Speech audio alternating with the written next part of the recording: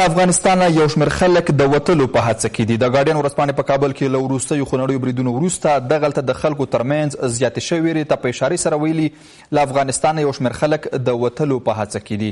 ورځپاڼې د کاړکېچ د نړیوالې ډلې د کابل میشتې څېړونکي برهان عثمان له خولې لیکلي له هېواده د افغانانو په ځانګړې توګه د ځوانانو د وتلو د یوې څپې شاهد دی. په لیکنه کې وړاندې ویل شوي چې خلکو د راتلونکي لپاره هیلهمندي او پر سوله باور له لاسه ورکړی. ورځپاڼې لیکلي په تېره یوه کال کې د وسلوالو د بریدونو د زیاتېدو او په تېره میاشت کې په کابل کې خونړیو بریدونو د افغانانو اعتراضونه راپورته کړي دي. په همدې حال کې د نړیوال بانک یو تازه راپور ښیي چې بېوزلي او ناامني افغانان کډوالۍ ته اړ باسي. پوښتنه دا ده چې حکومت ولې د بشري ځواک د ساتنې وړتیا ورځ په ورځ له لاسه ورکوي. د کابل نیوز درنو لیدونکو السلام علیکم، زه اسماعیل شاکر یم او تاسو د نن خپرونه ګورئ. په نن کې د ناامنیو او بېوزلیو له امله له افغانستانه د خلکو د وتلو دلایل او د مخنیوي لارې چارې څېړو چې پر موضوع به راسره دوه قدرمن میلمانه بحث وکړي. سیاسي فعال ګل احمد کمین او د افغانستان د کارګرانو د ملي اتحادیې رئیس معروف قادري. ستړي مشئ. قدرت په بس له تاسو څخه پیل کوم. ولې ورځ په ورځ په افغانستان کې ژوند او کار ته هیلې د کمیدو په حال کې دي؟ بسم الله الرحمن الرحیم. سلام به شما و مهمان برنامه و بینندگان عزیز. طوری که همگان میدانند ما 14 جنگ هنوز هم که پشت سر نگذاشتیم و جنگ و ناامنی باعث ویرانی زیربناها شده و همون باعث شده که حکومت‌های مقتدر نتونن روی زیربناها کار بکنن و دشمنای افغانستان هم در صدد ازی هستند که مارکت امتع بی‌کیفیتشان افغانستان باشه. و این دلیل اونا تلاش کردن، همه زیربناهای ما ویران شده و هنوز که هنوز از جامعه جهانی هم روی زیربناهایی که شغل پایدار ایجاد بکنه اونا توجه نکردن و یا پالیسیشان امیر ایجاب میکرد. به همین دلیل است که ما امروز در حدود 5,106,000 مهاجر در کشورهای بیرون داریم. این عرف بین المللی است. همه کشورهای دنیا کارگر مهاجر دارند. کشورهای همسایه ما پاکستان در حال حاضر بیشتر از 5 میلیون کارگر مهاجر داره. بنگلادش بیشتر از 7 میلیون کارگر مهاجر داره. هندوستان بیشتر از 14 میلیون کارگر مهاجر داره. اما مهاجرین ما فرق میکنن. مهاجرین ما بنابر ناامنی و بنابر نبود کار اینا مهاجر شدن و اینا جواز کار ندارن و بر اساس پاسپورت افغانی نرفتن به کشورهای خلیج و سایر کشورها. اب د مسله کې فکر کوي چې پاکستان، بنگلاديش، نور هیوادونو چې تاسو نومونه واخیستل په نور نړۍ کې مهاجر کارګران لري، ولی هغوی لپاره خو یوه پلان او پالیسي هم موجوده ده. فکر کوي چې زموږ ستاسو کوم کارګران چې مهاجر دي په نور هیوادونو کې هغوی لپاره کومه پلان او پالیسي موجوده ده د حکومت لخوا چې له هغو هیوادونو سره خبرې شوي وي او د همغو پلانونو په اساس همغلته کار وکړي؟ در قانون کار افغانستان ماده 150 صراحت داره اعزام کارگر به خارج و ما مقرره را پاس کردیم و مقرره در حال تطبیق است. اما تفاهم نامه‌ای که باید با کشورهای خلیج و سایر کشورهایی که اونا کارگرپذیر هستند، تفاهم نامه‌ها را تا هنوز که هنوز است موفق نشده دولت ما که با اونا امضا بکنن و اعزام کارگر به شکل قانونی مطابق قانون کار و مطابق مقرره اعزام کارگر به خارج تا هنوز صورت نگرفته. و کارگرایی که در کشورهای خلیج یا عربستان سعودی یا قطر یا دبی هستند اینا با پاسپورت‌های پاکستانی رفتن و در مارکت کار خوب انجام دادن، اما امتیاز و کردیتش رفته به پاکستانی‌ها. تلاش ما همی بوده و خواست ما هم همی بوده که دولت افغانستان تمام کسایی که افغان هستن و با پاسپورت پاکستانی رفتن اینا را پاسپورت‌هایشان چنج بکنن، پاسپورت افغانی برشان توزیع بکنن و جواز کار برشان بدن که اینا به نام افغان دوجه کار بکنن و بتونن به شکل قانونی او پولی را که دریافت میکنن بر خانواده‌های خود در افغانستان بفرستن تا اینا از فقر و تنگ دستی نجات پیدا کنن. او د نړیوال بانک په راپور کې هم دغه مسله راغلې ده چې کچېرې حکومت غواړي په لنډ مهال کې په هیواد کې دننه د بیکارۍ ستونزه حل کړي، دغه کارګران دې ولېږي نورو هیوادونو ته په قانوني لارو چارو، ولې حکومت تر اوسه پورې دغه کار نه دی کړی؟ حکومت تلاش‌هایی را کرده و ما شاهد هستیم. در یکی دو سفر ما جزء ترکیب هیئت بودیم که با قطر رفتیم که در حدود 10 تا 20 هزار کارگر اونا بپذیرن و تفاهم نامه امضا شود و کارگرها به شکل قانونی اعزام شوند. به خاطر ازی که قطر بازی‌های 2022 را المپیک اونا دارن، میزبانش هستن، اونا می‌خواستن هتل‌ها را بسازن، می‌خواستن مسافرخانه‌ها و می‌خواستن استادیوم‌ها را بسازن. اما به دلیل ازی که در افغانستان ما را بدنام اعدام کردن، تروریسم بر ما صادر کردن. به این دلیل کشورهای خلیج و سایر کشورها جرأت نکردند که کارگر افغان بپذیرن بنا به مواضیع سیاسی. او دغه تفاهم نشته چې تاسو په دې هایتونو کې وایي بهرني هیوادونو ته تللي او هغوی سره تفاهمنامې امضا شوي دي دغسې قانوني کارګرانو د منلو لپاره. فکر کوي چې حکومت بیرته هغه تعقیب کړي هم دي چې تر کومه برید هغه تطبیق شي او هغه هیوادونه ومني زموږ ستاسو کارګران په قانوني لارو چارو؟ بله این را تعقیب کردن، اما زمانی که این تفاهم نامه در حال نهایی شدن بود و قرار بود که امضا شود، بین دولتین امضا شود، در اون زمان بود که دفتر طالبان در قطر باز شد و زمان آقای کرزی بود و مشکلات سیاسی به میان آمد. به اون دلیل قطر حاضر نشد که این تفاهم نامه را امضا بکنه و اعزام کارگر به شکل قانونی. نور هیوادونو سره دغه مسئله څه ډول تعقیبیږي؟ مثلا با دبی و با عربستان سعودی هم اونا دلیلشان امی است که باید هر کارگری که اعزام میشه اولا سرتیفیکت صحی داشته باشه، بعد جواز کار داشته باشه و اینا عدم مسئولیت از جانب وزارت داخلی ما شما داشته باشن که خدای نخواسته به کدام اعمال تروریستی و یا اینا جذب نشده باشن و این مسائل و پاسپورت الکترونیکی داشته باشن. همه این کارها آماده شده، اما کشورهایی که مهاجرپذیر و کارگرپذیر هستند تا هنوز نتونسته دولت افغانستان قناعتشان فراهم بکنه و اعزام کارگر بشه. یو پښتنه په بهر کې زموږ د سیاسي نمائندګیو زموږ د سفارتونو د کنسلګریو په برخه کې هم د چاغل د کوم کارکونکي هغوی چې په دې برخه کې کوم لابي کوي. موږ ته ډیر ځله شکایتونه د سعودي عربستان څخه رسیدلي دي چې په سفارت کې ته افغان کارګرانو لپاره د پاسپورت د چینج یا د بدلولو زمينه نه مساعدېږي، یا ته د فساد مسله الته مطرح شوې ده. ستاسو لیدنې څه دي د کارګرانو د اتحادیې د یو استازي په توګه چې تاسو لیدلي دي الته زموږ سیاسي نمائندګۍ، زموږ سفارتونه، زموږ ډیپلوماسي څومره فعاله ده چې هغه هیوادونو ته قناعت ورکړي؟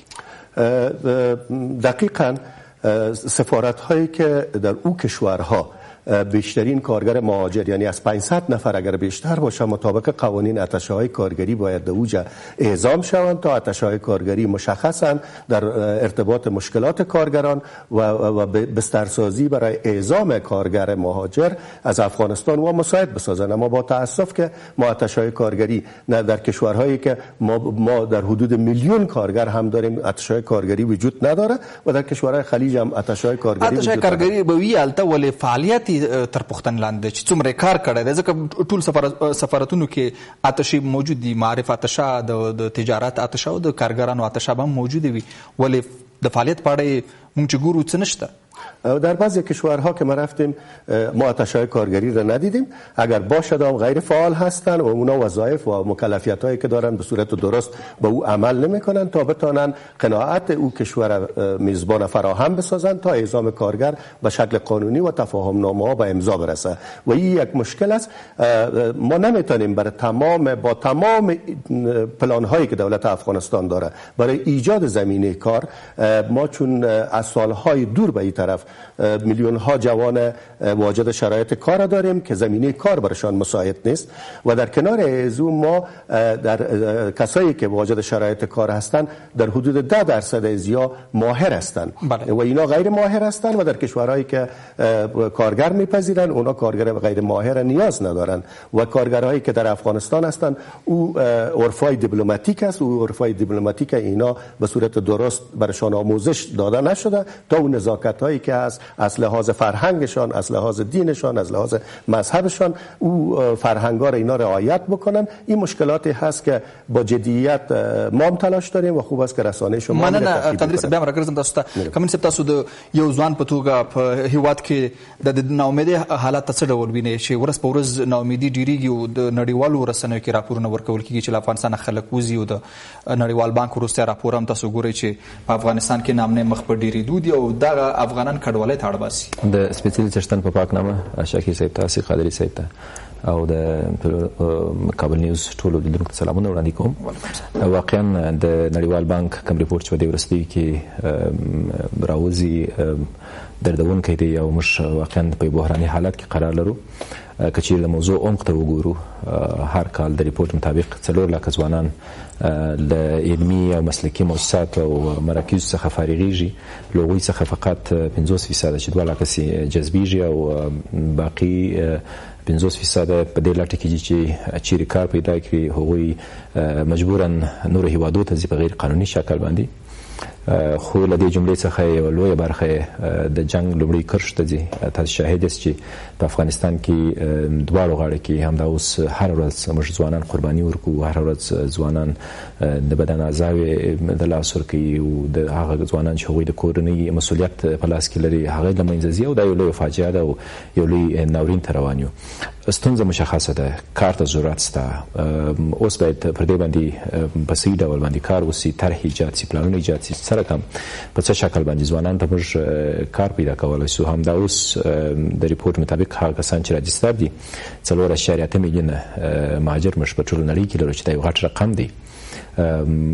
ستونزه دا نه ده چې موږ مهاجر لرو، ستونزه دا ده چې د دې مهاجر حالت په هغو هیوادو کې څنګه پر کار سي او له هغو څخه موږ څنګه ګټه پورته کړو. د عواملو برخه کې راشو مخکې قادر صاحب اشاره کوله په افغانستان کې نامنۍ او جګړې که د کار له وزیر څخه هم دلته پوښتنه وکړو هغوی به هم وایي چې نامنۍ په افغانستان کې مخ په ډېرېدو دي، نو له همدې امله خلک کډوالۍ ته اړ کېږي، بیکاري ډېرېږي.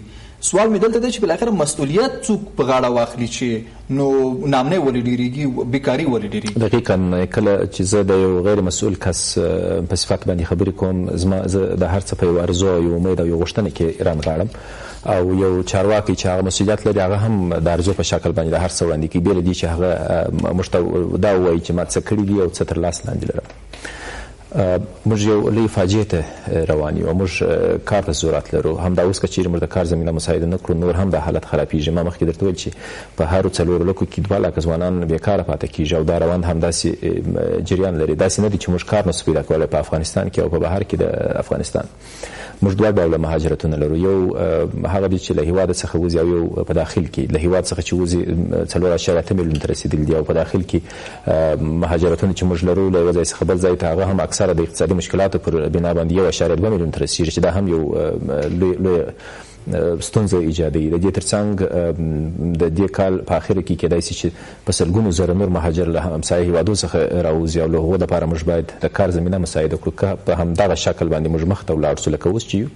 زه فکر کوم چې تر دې به هم له یو ستر بحران سره مخامخ سو. اساسي ستونزه چیرې ده؟ اساسي ستونزه دا ده چې هیڅ چارواکی خپل مسؤلیت په صحیح ډول باندې نه اجرا کوي. مثلا که وزارت مالیې ته وګورو، هغوی یو پالیسي ساز ارګان دی، هغوی باید پالیسیانې جوړ کړي، هغوی باید د افغانستان څخه د پیسو د وتلو مخنیوي وکړي، هغوی باید پر هغه پروګرامونو باندې کار وکړي که خصوصي سکتور که حکومتي سکتور چې کار ایجاد شي. همدا اوس موږ په خصوصي سکتور کې کولی شو چې وظیفې ایجاد کړو، سلګونه زره وظیفې، فقط یو پالیسي ته ضرورت شته. همدا اوس موږ کولی شو چې د خصوصي سکتور په مختلفو بخشو کې زراعت، مثلا یو مثال زه تاسو ته وړاندې کړم، د هرات څخه نیولې تر غزني پورې موږ ډېره لویه هواره مځکه لرو. هغه به ډېره اساني سره تر اوبو لاندې کېدای شي، له شمال څخه اوبه ځي جنوب ته او هغه دښتونه ټوله خړوبېدای شي او هغه ټوله د زراعت لپاره ډېر مساعد دي.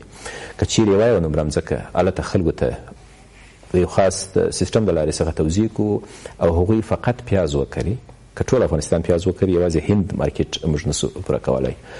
موږ د فقر څخه په ډېر لنډ وخت کې راوتلی سو. د دې تاثیرات به څه شي؟ په کلو بانډو کې هغه ځوانان چې هغوی بیکاره پاتې کېږي د اقتصادي مشکل له وجې څخه ځي جنګ ته، دغه ځوانان به ټول راسي کار به پیدا کړي، د جګړه به راټیټه شي. کله چې جګړه له کلو بانډو څخه ورکه سول، حکومت کولی شي چې خپل نظامي ځواکونه واستوي سرحدو ته، خپل سرحدونه ټینګ کړي. یعنې په یوه اقتصادي حرکت باندې موږ هم سیاسي او هم نظامي تاسو مالیې وزارت ته اشاره کوله. مالیې وزارت د نورو مسؤلیتونو ترڅنګ د بودیجې جوړولو مسؤلیت لري او تاسو هر کال ګورئ چې مالیې وزارت بودیجه جوړوي او کله چې د بودیجې د قاطع راپور اخلي اړوند وزارتونه یا بودیجوي واحدونه د خپلې پراختي بودیجې په نیمایي لګولو هم نه توانېږي. یو انګېرنه ده چې که چیرې دغه بودیجوي واحدونه خپله تر نیمایي ډېره بودیجه هم ولګوي، په هېواد کې د بیکارۍ ستونزه راکمیږي، په هېواد کې بېوزلي او فقر کمیږي. نو څومره ستونزه ده په دولتي نهادونو کې چې دوی خپله پراختي بودیجه لګولې، نو بیکاره ځوانان به دومره ډېر د بودیجې یو ډېر مغلق موضوع ده په افغانستان کې. دوی ډېره مغلقه کړې ده، که نه دومره مغلقه باید نه وي. د وزارت د مالیې دوه کاره کوي. یو دا چې بودیجه جوړه کړي او په دې باندې مصرف دي چې څرنګه مصرف کړي او څرنګه کنټرول کړي. د کال د شروع څخه تر اخره پورې په دې مسله باندې اخته دي. او دوهم کار یې دا دی چې د انتخاباتو لپاره په څه ډول باندې پیسې جمع کړي او ټولې کړي. متاسفانه ډېر سیاسي سوی دي. همدا اوس تاسې وګورئ په هېواد کې تر 50 زیات موږ تاسې انرژي څښاک لرو، انرژي ډرینک چې ورته وایي. په دې باندې موږ میلیونونه ډالر د هېواد څخه باسو.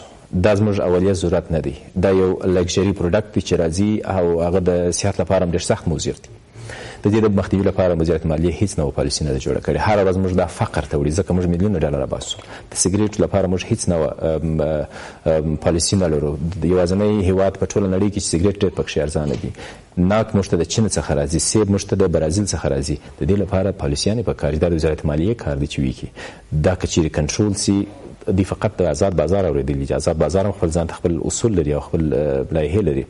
همدا اوس د شرم ځای دی چې یو ملک چې ادعا لري چې موږ زراعتي او مالداره هیواد یو، تاسو ته شلومبې او مستې له ایران څخه راځي.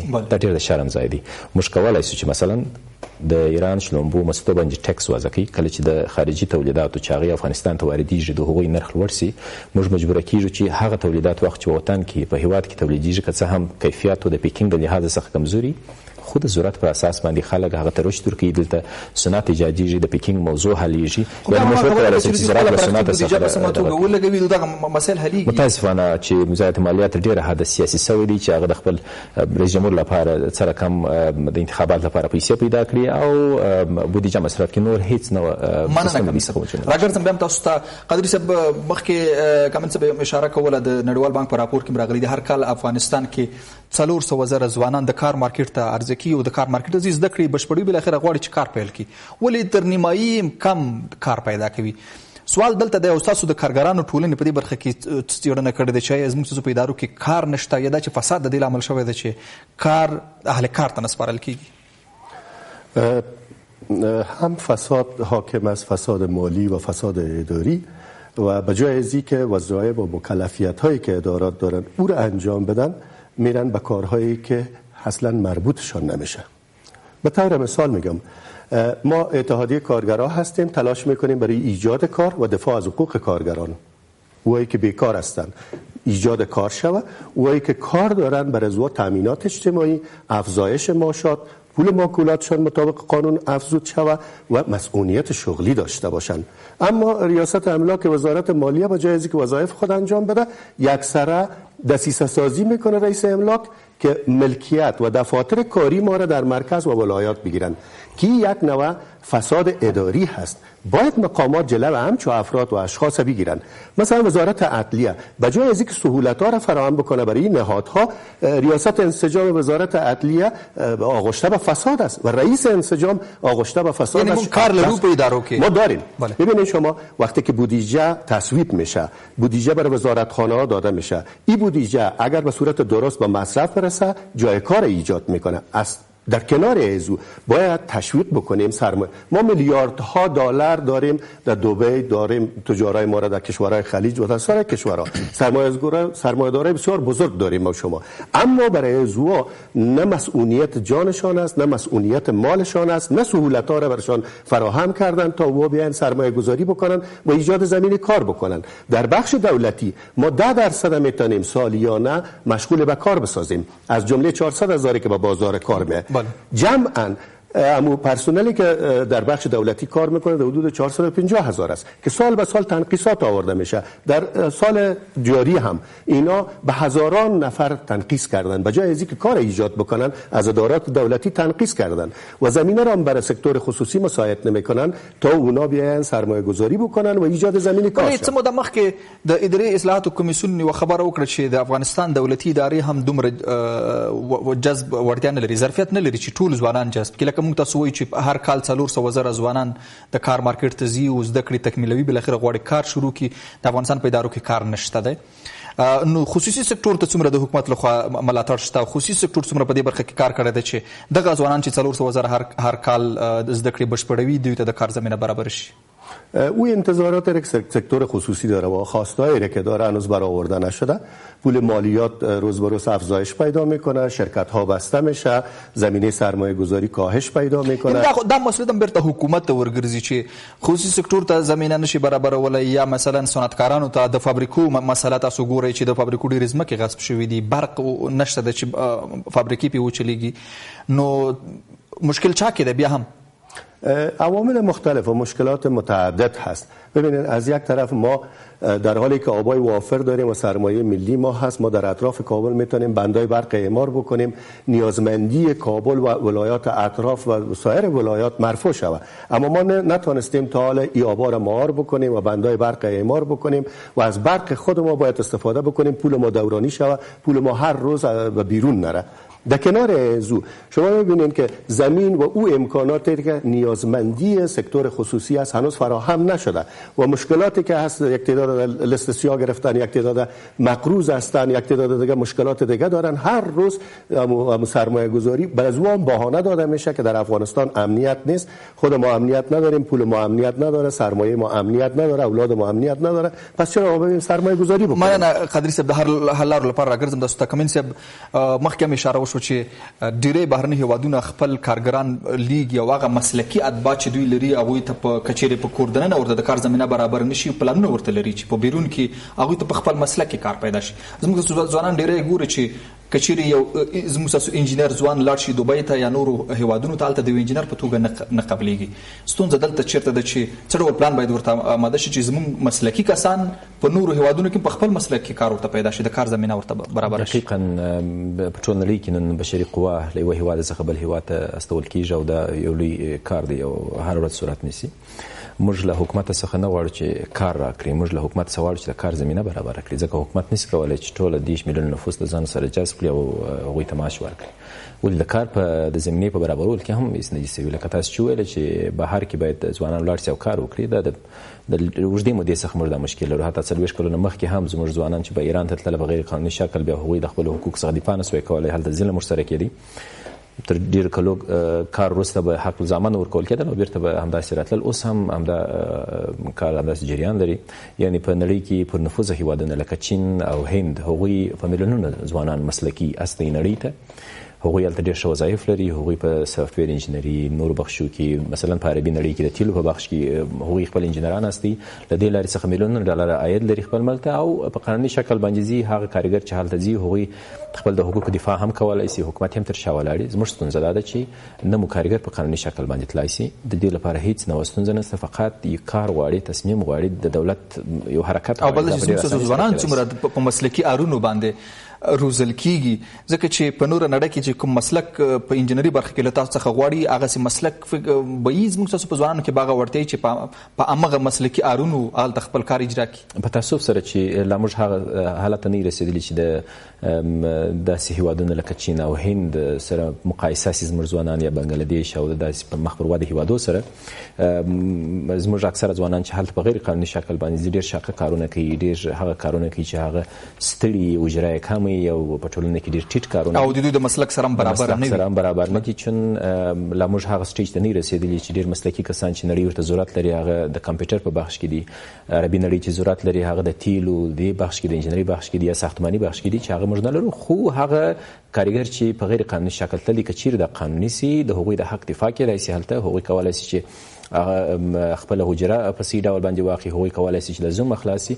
اوس تاسې سعودي مخکې اشاره وکړه، په سعودي کې زموږ د کارګرانو سره سخت ظلم شروع دی. هلته مطلق د پیړیو مخکې هغه د غلامۍ سیستم ورسره کېږي. هغوی کلونه اجرا کوي، هغوی 10 کاله 20 کاله هلته مسافر پاتې دي، کله چې راځي په اخره ورځ باندې پیسې هم نه ورکوي. او بل هلته یوه ستونزه مخکې معرفي صاحب سره په دې باندې خبرې کولې چې هلته د کارګرانو لپاره د کارګري اتشې موجودې دي په سفارتونو کې او په سیاسي نمایندګیو کې.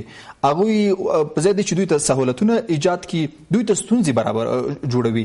ما سره ډېر داسې کسان دي چې له سعودي عربستان نه موږ سره خبرې کړي دي او راته ویلي دي چې موږ دغسې ستونزې لرو په سفارت کې فساد موجود دی په سعودي عربستان کې. زموږ تاسو بهرنۍ ډیپلوماسي په اړه تاسو نظر ورکړئ چې څومره فعاله ده چې زموږ تاسو کارګران په سمه توګه هلته جذب شي او د هغوی له حقوقو څخه دفاع وشي. مهاجرت که له یوې خوا څخه یو ستونزه د هیواد لپاره، د بلې خوا څخه یو پانګه ده، نه په اقتصادي لحاظ یوازې بلکې په سیاسي لحاظ باندې هم. موږ د هیواد په نړۍ کې داسې هیواد نه چې افغانان دې هلته اوسېږي نه. موږ کولی شو چې له هغو افغانانو څخه په سیاسي لحاظ باندې ډېره ښه ګټه پورته کړو. هغه په هغه وخت کې چې موږ صحیح ډیپلوماسي ولرو، صحیح ډیپلوماټان ولرو، بې له 3-4 قوي ډیپلوماټانو چې همدا اوس موږ په نړۍ کې لرو نور ټول په عیاشي اخته دي، خپل په شخصي ګټو اخته دي، د خپل ګوندونو په ګټو باندې اخته دي، په تعصب باندې لړلي دي، په امراضو باندې لړلي دي. هغوی هیڅ کار ته ژمن نه دي. هغوی صرف د دې لپاره چې زه د خارجه وزارت ډېرو مسایلو څخه خبر یم، کله چې هلته څوک استخدامیږي فقط په دې فکر باندې دي چې څه وخت مقررې دا معنی چې څه وخت خارج ته ځم پس له 3 کلو. کله چې ځي هلته ډېر ډیپلوماټان په هغو هیوادو کې پاتېږي. او دا اوس د شرم خبره ده چې اکثر اروپایي هیوادونه زموږ ډیپلوماټان ته د فامیل سره یو ځای ویزه نه ورکوي. یو ډیپلوماټ ته د یو هیواد ویزه نه ورکول یو لوی شرم دی. هغه په دې خاطر چې دی هلته پاتېږي، سیاسي پناه اخلي، یعنی مطلق هلته یو انګیزه نشته چې کار وکړي. که چیرې وغواړي دا کسان کار وکړي په بهرني بعض به جنبندي کو بالاخره دومره ستونزو په یادولو کې قادري صاحب څه کول پکار دي؟ په یوه جمله کې راته ووایي چې وقت خلاص دی. یکی از نمونه‌های مثال خدمت شما عرض می‌کنم که ما در سابق فابریکات نساجی را در ولایات مختلف افغانستان داشتیم که هزارها و حتی میلیون جای کار ایجاد کرده بود. امروز کشور پاکستان مرز بر روی پخته ما مسدود کرده. اگر او پنبه از یک طرف دهقان بیکار میشه، از یک طرف دیگه تجار آسیب میبینه. اگر این فابریکات هند آمادگی نشان داده، چین آمادگی نشان داده، ازبکستان آمادگی نشان داده که در حوزه نساجی سرمایه گذاری میکنه، باید دولت ما با اونا تفاهم بکنه و بیان فابریکات نساجی را فعال بسازن تا ما از یک طرف لباس تن ما تولید وطنی باشه، از طرف دیگه جای کار ایجاد شه، از طرف دیگه پول ما دارنی شه. ډیر مننه. او کوم څه تاسو د حل لاره په جمله کې راته وایي. ډیر مننه. حکومت زمینه سازي وکړي. هغه کسان چې همدا اوس په بهر کې دي د افغان کارګر د حقوقو لپاره د قانوني مسایل برابر کړي او د خصوصي سکتور په وړاندې چې کومې ستونزې دیوالونه هغه اوسپنیز دیوالونه چې حکومت جوړ کړي دي هغه دې له منځه لرې کړي. همدا اوس هیڅ امکان نه لري چې یو بهرنی شرکت په افغانستان کې سرمایه گذاري وکړي. که چیرې تاسو لاړ شئ دا تاسو لاړ شئ ویې ګورئ، هیڅ ارګان د دې مسؤلیت نه اخلي چې بهرنی سرمایه گذار دلته څنګه سرمایه گذاري وکړي. هیڅ اصول نه ورته لري. خصوصي سکتور چې تقویه سي هغوی کولی شي سلګونه زره افغانانو ته کار پیدا کړي او له دې بحران څخه مخ. ډیره مننه. کور مدان چې راغلئ په موضوع مو راسره بحث وکړه. ګرانو لیدونکو له تاسو ډیره مننه چې تر دې د موضوع ملتیا کوله. تر بیا مو الله مل شه.